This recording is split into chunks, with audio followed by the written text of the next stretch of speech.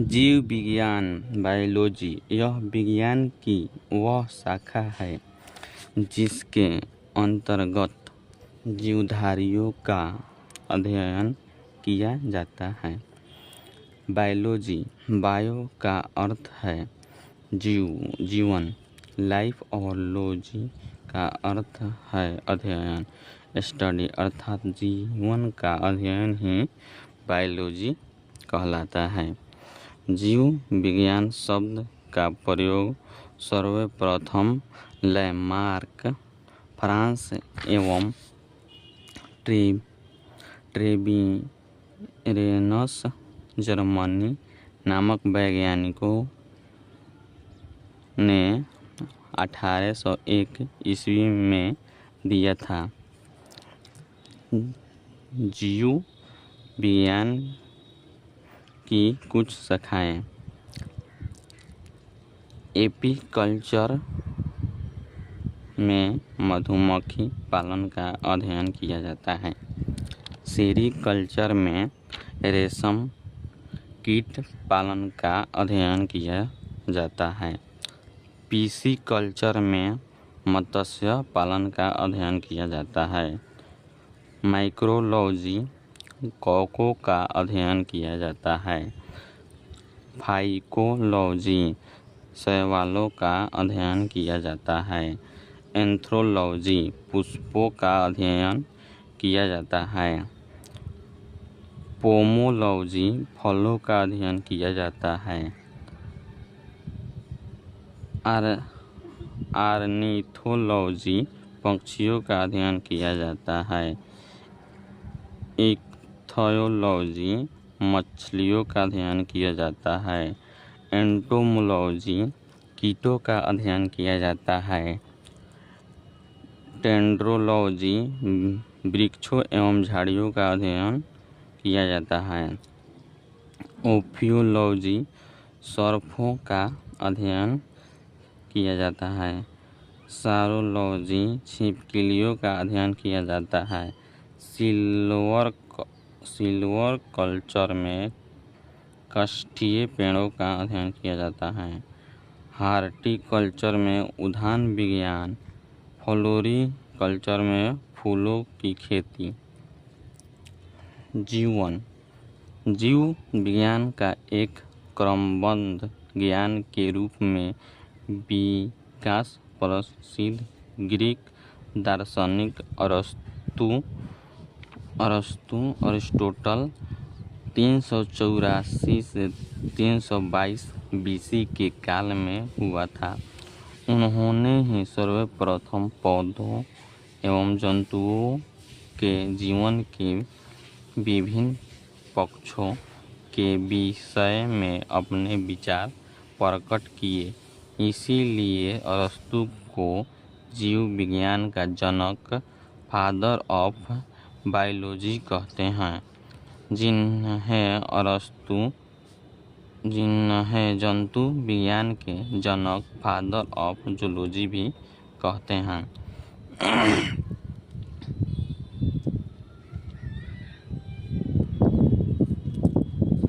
जीव विज्ञान के प्रमुख नियमों सिद्धांतों के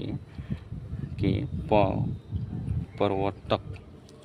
नियम सिद्धांत प्रवर्तक।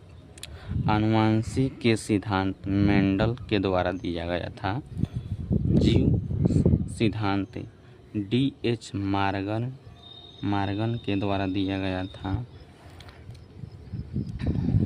उत्परिवर्तन सिद्धांत हार्ग्रो डी ब्रिज के द्वारा दिया गया था।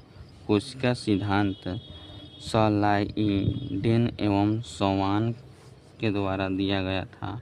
जीव द्रव्य सिद्धांत हर्टविग के द्वारा दिया गया था। उपार्जित लक्षणों की वंशानुगति का नियम लैमार्क के द्वारा दिया गया था। प्राकृतिक वर्णक सिद्धांत नेचुरल सेलेक्शन डार्विन के द्वारा दिया गया था। द्विनाम पद्धति कैरोलस लिनियस के द्वारा दिया गया था। DNA द्विकुंडल मॉडल वाटसन एवं क्री के द्वारा दिया गया था।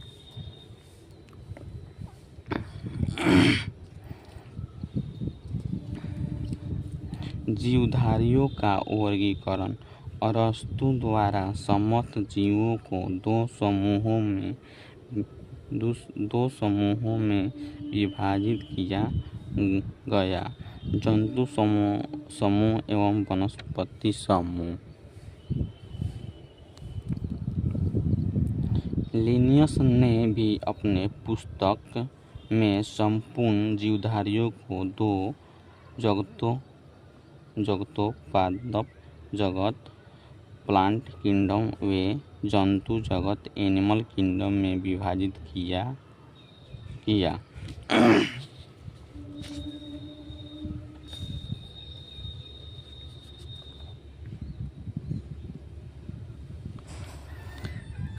लिनियस ने वर्गीकरण की जो प्रणाली शुरू की, उसी से आधुनिक वर्गीकरण प्रणाली की नींव पड़ी।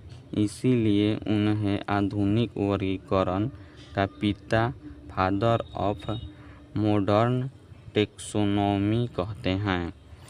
जीवधारियों का 5 जगत वर्गीकरण, 5 किंगडम क्लासिफिकेशन ऑफ ऑर्गेनाइजेशन।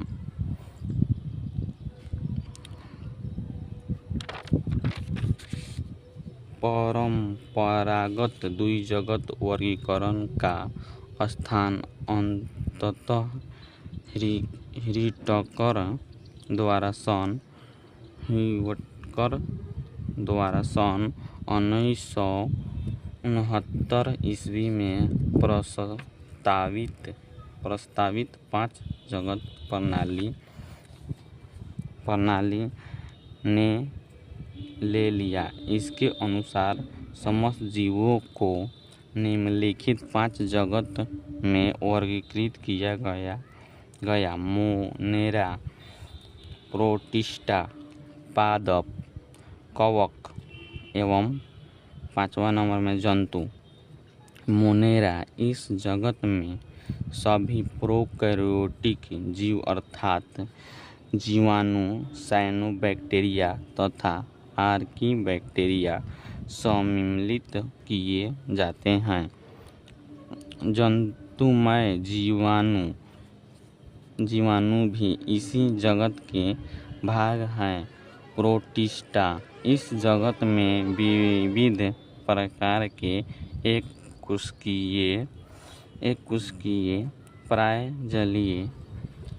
जलीय यूकेरियोटिक जीव सम्मिलित किए गए हैं। पादप एवं जंतु के बीच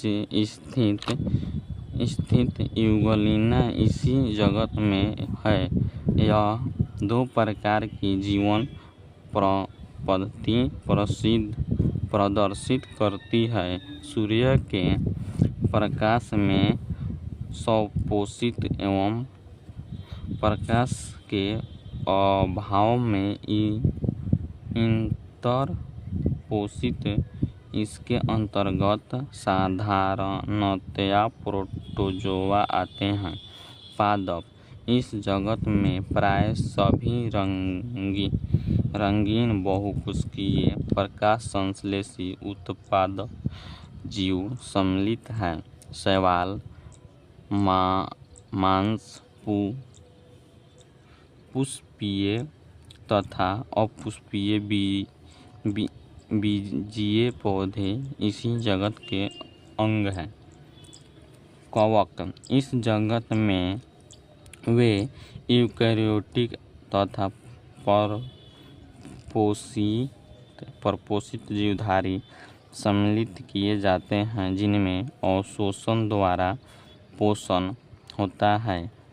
ये सभी इंटरपोषी होते हैं। ये परजीवी अथवा मृतोपजीवी होते हैं। इसकी कोशिका भित्ति काइटिन नामक जटिल शर्करा की बनी होती है। जंतु, इस जगत में सभी बहुकोशिकीय बहुकोशिकीय जंतु समभोजी यूकेरियोटिक उपभोक्ता जीव सम्मिलित किए जाते हैं। इनको मेटाजोआ भी कहते हैं। हाइड्रा, जेलीफिश, कृमि, सितारा, मछली, सरीसृप, उभयचर पक्षी तथा स्तनधारी जीव इसी जगत के अंग हैं। नोट: वर्गीकरण की आधारभूत इकाई जाति है। जीवों के नामकरण की दुई नाम पद्धति।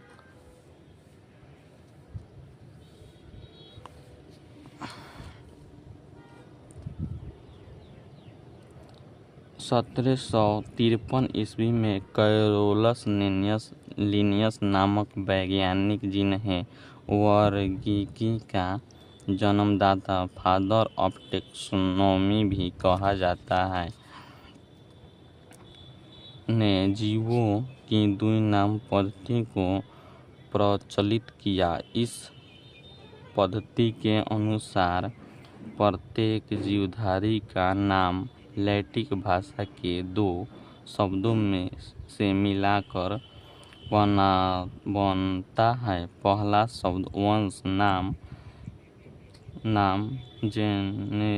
जेनेटिक नेम तथा दूसरा शब्द जाति स्पीशीज नेम कहलाता है। वंश तथा जाति नामों के बाद उस वर्गीकृत वैज्ञानिक का नाम लिखा जाता है, जिसने सबसे पहले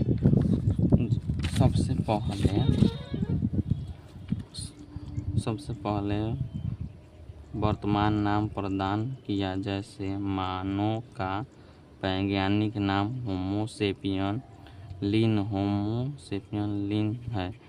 वास्तव में होमो उस वंश का नाम है जिसकी एक जाति सेपियंस है। लिन वास्तव में लिनियस शब्द का संक्षिप्त रूप है। इसका अर्थ यह है कि सबसे पहले लिनियस ने इस जाति को होमो सेपियन नाम से पुकारा।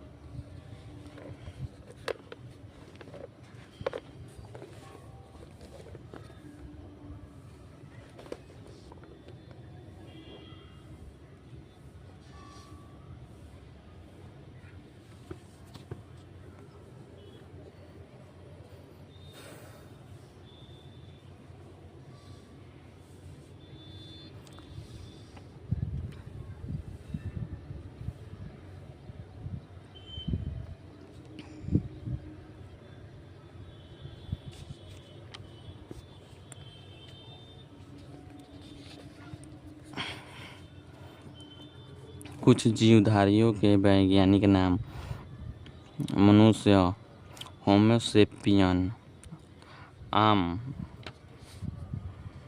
मैनगीफेरा इंडिका, मेढक फ्रॉग, रेना टिग्रिना, धान, ओरिजा सताइवा, बेली, फेलिस डोमेस्टिका, गेहूँ, टरिटिकम एसटिवम, कुत्ता, कैनिस फैमिलिएरिस, मटर, पीसम सताइवम, गाय, बोस इंडिकस, चन्ना, सिकर एरिएटिनम, मक्खी मोस्का डोमेस्टिक, सरसों ब्रासिका केमोपेस्ट्रिक। कोशिका विज्ञान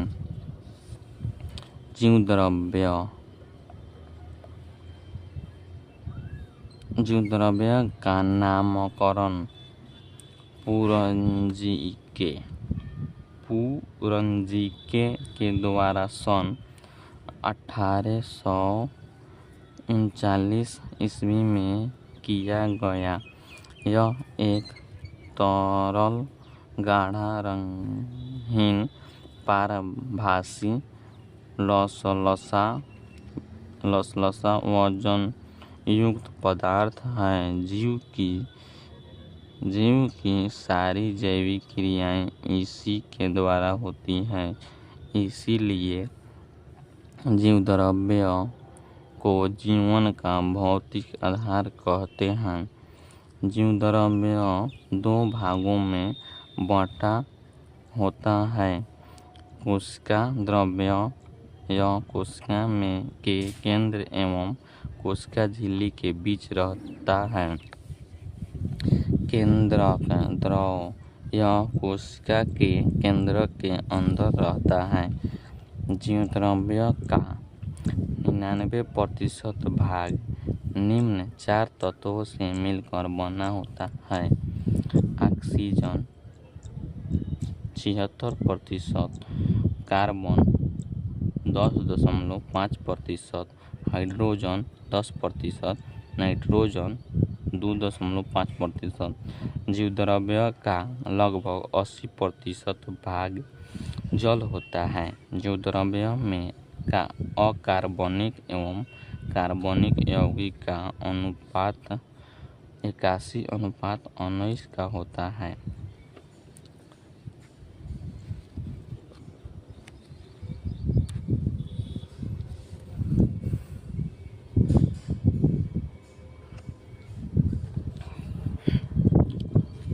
कोशिका सेल जीव की सबसे छोटी कार्यात्मक एवं संरचनात्मक इकाई है। एंटोनोवा लीवेनहॉक ने पहली बार कोशिका को देखा। वह इनका वर्णन किया। कोशिका के अध्ययन के विज्ञान को साइटोलॉजी कहा जाता है। कोशिका शब्द का प्रयोग सर्वप्रथम अंग्रेज वैज्ञानिक रॉबर्ट हुक ने 1665 ईस्वी में किया था। सबसे छोटी कोशिका जीवाणु माइक्रोप्लाज्म गैमीसेपिटिकम की है। सबसे लंबी कोशिका तंत्रिका तंत्र की कोशिका है।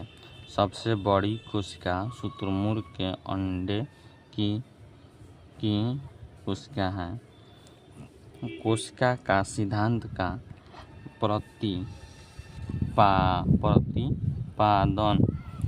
प्रतिपादन 1838 से 39 ईस्वी में मैथियस स्लाइडेन और थियोडर स्वान ने किया। यद्यपि इसका सिद्धांत यह बताने में असफल रहा कि नई कोशिकाओं का निर्माण कैसे होता है। पहली बार रडोल्फ विर्चो 1855 में स्पष्ट किया कि कोशिका विभाजित होती है और नई कोशिका का निर्माण पूर्ण स्थिति कोशिकाओं के विभाजन से होती है। कोशिका सिद्धांत की मुख्य बातें इस प्रकार अभी भी कोशिका व कोशिका उत्पाद से बने होते हैं। सभी जीव कोशिका उत्पाद से बने होते हैं। सभी कोशिकाएं पूर्ण स्थिति कोशिकाओं से निर्मित होती हैं।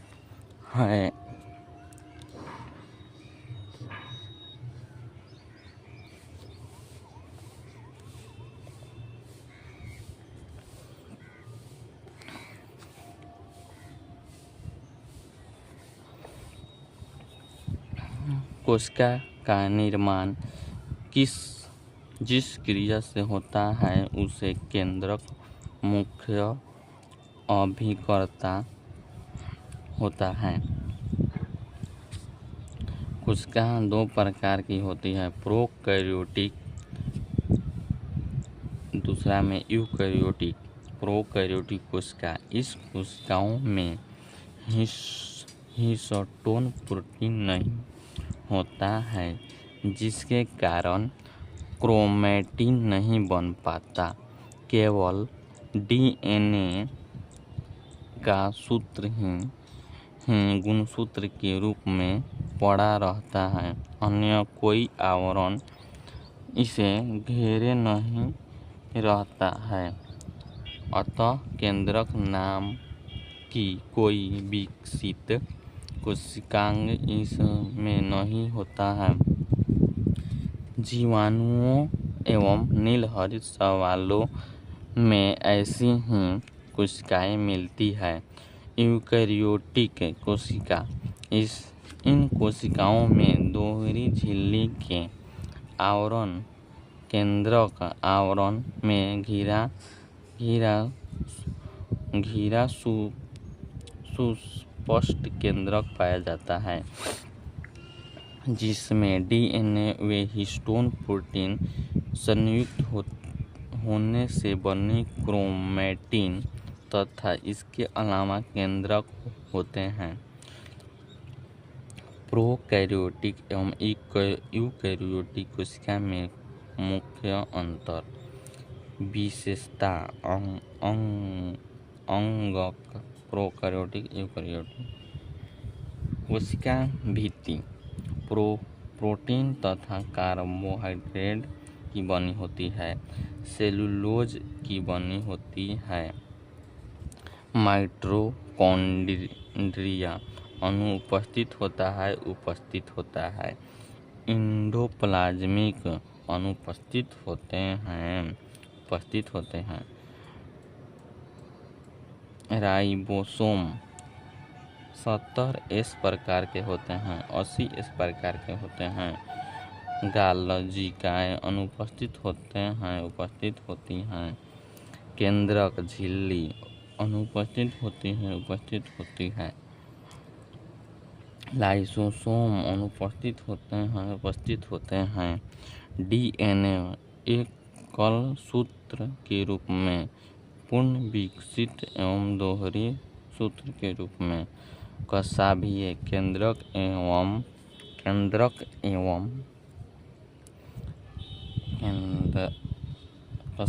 केवल एक तंतु होता है, कुल 11 तंतु होते हैं। केंद्रिका अनुपस्थित होती हैं। सेंट्रियोल अनुपस्थित होता है। श्वसन प्लाज्मा झिल्ली द्वारा होता है, माइटोकॉन्ड्रिया द्वारा होता है। लिंग प्रजनन नहीं पाया जाता है। प्रकाश संश्लेषण थायलेकाइड में होता है, क्लोरोप्लास्ट में होता है। कोशिका विभाजन अर्धसूत्री प्रकार की होती है। अर्धसूत्री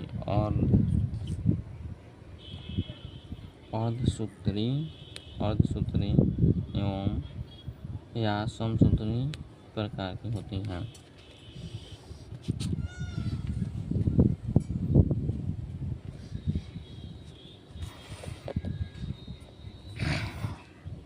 कोशिका के मुख्य भाग, कोशिका भित्ति, सेल वॉल, यह केवल पादप कोशिका में पाया जाता है। यह सेलुलोज का बना होता है।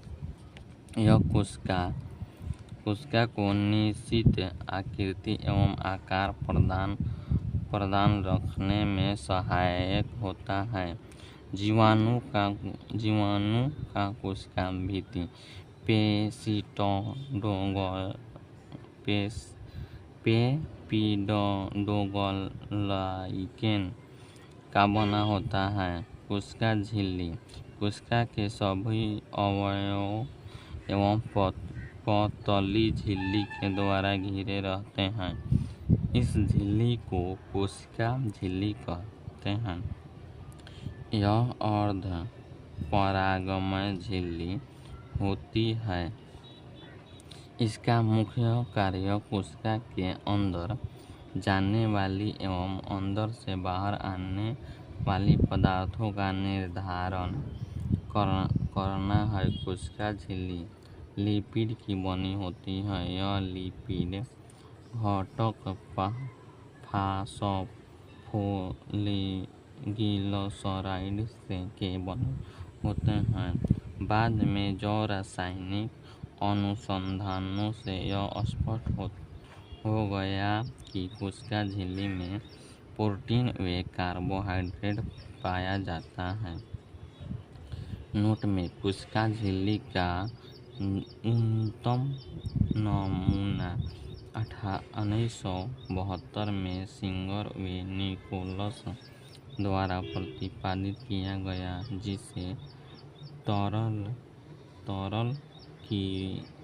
किरमिर नमूना के रूप में स्वीकार किया गया। इसके अनुसार लिपिड के अर्ध तरलीय प्रकृति के कारण द्विस्तर के भीतर प्रोटीन पारस्परिक गति करता है।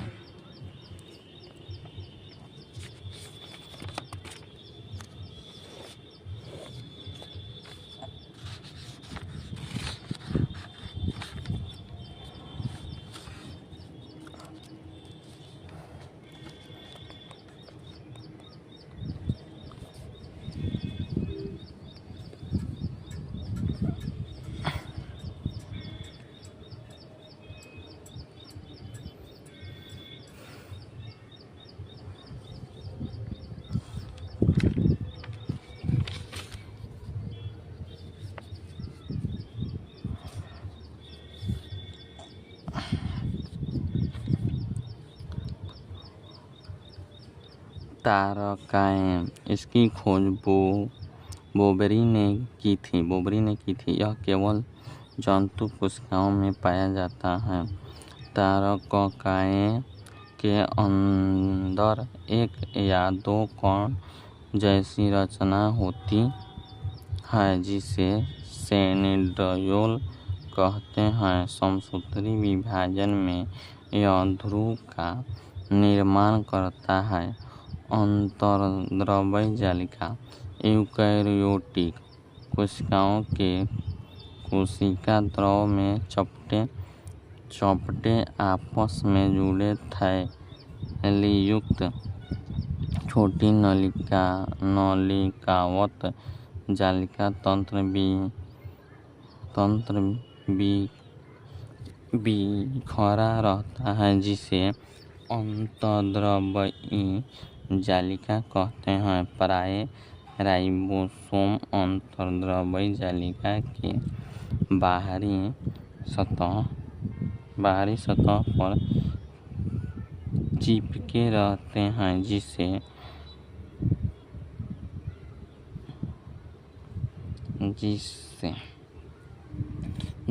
अंतर्द्रव्यी जालिका के सतह पर यह राइबोसोम मिलते हैं, उसे खुरदरी अंतर्द्रव्यी जालिका कहते हैं।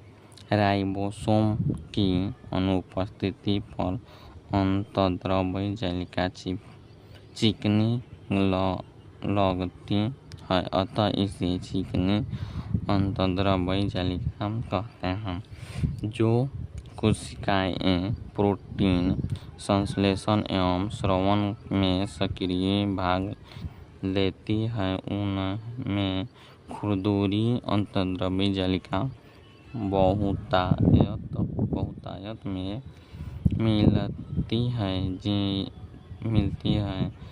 चिकनी अंतर्द्रव्य जालिका प्राणियों में लिपिड संश्लेषण के मुख्य स्थल होते हैं। लिपिड की भांति स्टेरॉयड हार्मोन चिकने अंतर्द्रव्य जालिका में भी होती हैं।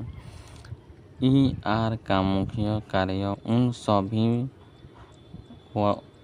वसाओं व प्रोटीनों का संचरण करना है जो कि विभिन्न झिल्लियों जैसे कोशिका झिल्ली, केंद्रक झिल्ली आदि का निर्माण करते हैं। सामान्यतः इसके द्वारा कोशिका द्रव और केंद्र के विभिन्न भागों में पदार्थों का संचलन किया जाता है। राइबोसोम सर्वप्रथम रॉबिन्सन एवं ब्राउन ने 1953 ईस्वी में पादप कोशिका में तथा जी पैलेंड ने 1953 ईस्वी में जंतु कोशिका में राइबोसोम को देखा और 1958 ईस्वी में रॉबर्ट ने इनका नामकरण किया। यह राइबो न्यूक्लिक एसिड नामक अम्ल व प्रोटीन की बनी होती है। यह प्रोटीन संश्लेषण के लिए उपयुक्त स्थान प्रदान करती है, अर्थात यह प्रोटीन का उत्पादन स्थल है। इसीलिए इसे प्रोटीन की फैक्ट्री भी कहा जाता है।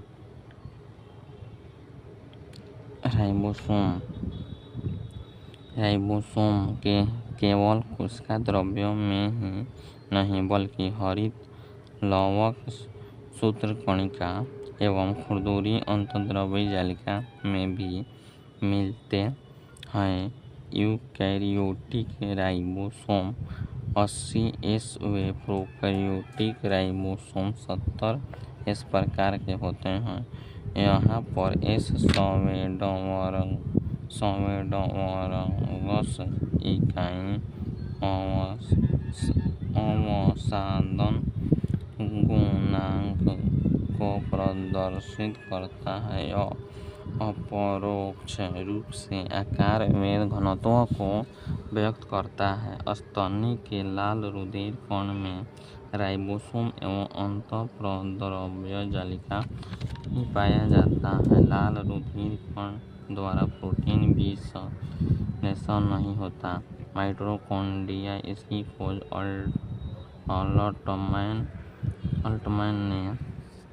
अल्टमैन ने 1886 ईस्वी में की थी। बेडा ने इनका नाम माइटोकॉन्ड्रिया दिया। यह कोशिका का संवहन स्थल है। कोशिका में इसकी संख्या निश्चित नहीं होती है। ऊर्जा युक्त कार्बनिक पदार्थों का ऑक्सीकरण माइटोकॉन्ड्रिया में होता है, जिससे काफी मात्रा में ऊर्जा प्राप्त होती है। इसकी माइटोकॉन्ड्रिया को कोशिका का शक्ति केंद्र पावर हाउस कहते हैं। माइटोकॉन्ड्रिया के आंतरिक झिल्ली में एटीपी संश्लेषणकारी रासायनिक अभिक्रियाएं होती हैं। इसे कोशिका का इंजन भी कहते हैं। इसे यूकैरियोटिक कोशिकाओं के भीतर प्रोकैरियोटिक कोशिकाएं माना जाता है। माइटोकॉन्ड्रिया के आधात्री में एकल वृत्ताकार DNA अणु व कुछ RNA राइबोसोम 70S तथा प्रोटीन संश्लेषण के लिए आवश्यक घटक मिलते हैं। माइटोकॉन्ड्रिया विखंडन द्वारा विभाजित होता है। डीएनए केंद्रक के अलावे माइटोकॉन्ड्रिया एवं हरित लवण में पाया जाता है। गॉल्गी इसकी खोज कैमिलोलॉजी इटली नामक वैज्ञानिक ने की थी। यह सूक्ष्म नलिकाओं के समूह एवं थैलियों का बना होता है। लॉजी कॉम्प्लेक्स में कोशिका द्वारा संश्लेषित प्रोटीन एवं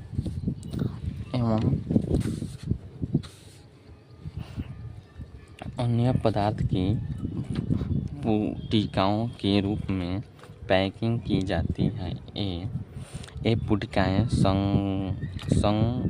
पुटिकाएं गंतव्य स्थान पर उस पदार्थ को पहुंचा देती है। यदि कोई पदार्थ कोशिका से बाहर स्रावित होता है तो उस पदार्थ वाली पुटिकाएं उसे कोशिका झिल्ली के माध्यम से बाहर निकलवा देती हैं। इस प्रकार कोशिकाएं को हम कोशिका के अणुओं का यातायात प्रबंध भी कह सकते हैं। एक कोशिका भित्ति एवं लाइसोसोम का निर्माण भी करते हैं। गॉल्गी कॉम्प्लेक्स में साधारण शर्करा से कार्बोहाइड्रेट का संश्लेषण होता है जो राइबोसोम में निर्मित प्रोटीन से मिलकर ग्लाइकोप्रोटीन बनाता है। गॉल्गिकाएं ग्लाइकोलिपिड का भी निर्माण करता है। लाइसोसोम इसकी खोज डी डुबे नामक वैज्ञानिक ने की थी। यह सूक्ष्म गोल इकहरी झिल्ली से घिरी थैली जैसी संरचना होती है। इसका निर्माण संवेष्टन विधि द्वारा गॉल्गिकाएं में होता है। लाइसोसोम में सभी प्रकार की जल अपघटनीय एंजाइम जैसे हाइड्रोलेजेन,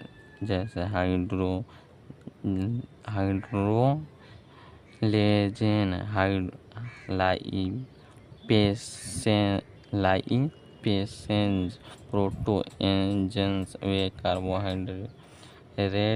कार्बोहाइड्रेजेन मिलते हैं जो अम्लीय परिस्थितियों में सर्वाधिक सक्रिय होते हैं। ये enzyme carbohydrate, protein, lipid, nucleic अम्ल आदि के पाचन में सक्षम हैं। इसे आत्मघाती थैली भी कहा जाता है। स्तनधारियों के लाल रक्त कणिकाओं में लाइसोसोम नहीं पाया जाता है।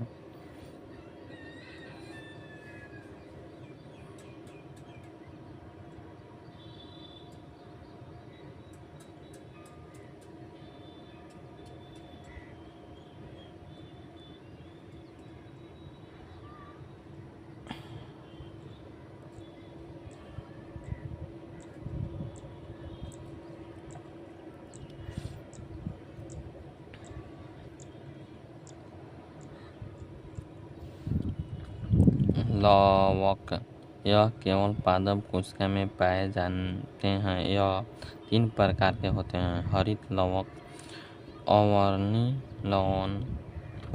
लवण। हरित लवण यह हरा रंग का होता है क्योंकि इसके अंदर एक हरे रंग का पदार्थ पर्णहरित होता है।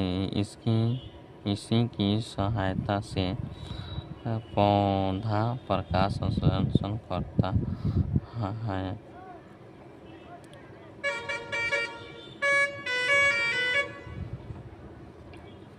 है और भोजन बनाता है। इसीलिए हरित लवण को पादप कोशिका की रसोई घर कहते हैं। इससे राइबोसोम पाया जाता है। इसमें राइबोसोम पाया जाता है। क्लोरोप्लास्ट में डीएनए और आरएनए दोनों ही उपस्थित उन्हें स्वप्रतिकृति के लिए योग्य बनाती है। क्लोरोफिल में Mg मैग्नीशियम एवं क्लोरोप्लास्ट में Mn मैग्नीज, Fe लोहा तथा Cu तांबा तत्व पाए जाते हैं। पत्तियों का रंग पीला उनमें कैरोटीन के निर्माण होने के कारण होते हैं। अवर्णीय लवण यह रंगहीन लवण है। यह पौधे के उन भागों को कोशिकाओं में पाया जाता है जो सूर्य के प्रकाश से वंचित हैं, जैसे कि जटों में भूमिगत तनों आदि में। ये भोज्य पदार्थों का संग्रह करने वाले लवण हैं, यानी इनमें मंड, स्टार्च, वसा और प्रोटीन कणिकाओं का संग्रहण करते हैं।